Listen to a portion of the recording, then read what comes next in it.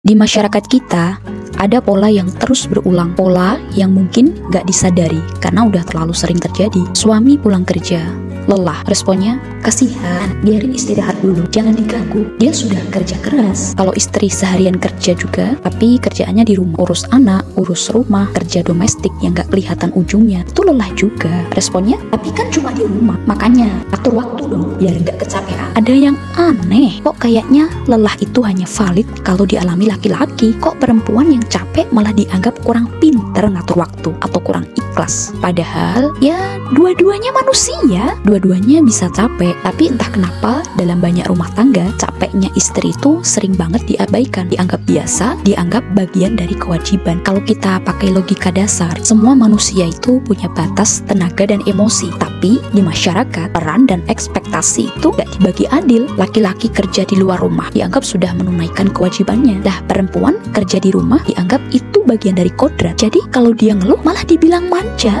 gak bersyukur. Logikanya mulai melenceng di sini. Capeknya laki-laki dimengerti, sedangkan capeknya perempuan disuruh ngerti. Ini bukan cuma ketidakadilan kecil, ini ketimpangan struktural dalam cara kita memandang beban emosional dan kerja domestik. Lebih parah lagi, sering muncul narasi-narasi halus yang memanipulasi kesabaran. Misalnya, istri yang baik itu yang sabar. Ibu, jangan ngeluh ya. Kalau istri ikhlas, rumah jadi adem. Padahal kalau ditanya, siapa yang ngajarin laki-laki buat sabar ngadepin capeknya istri? Jarang, bahkan hampir nggak pernah dibahas. Capeknya laki-laki dimuliakan, capeknya perempuan dirasionalisasi. Ya gimana, kan laki-laki kerja, padahal perempuan juga kerja. Bedanya kerjanya nggak digaji, nggak dianggap, nggak selesai-selesai pula.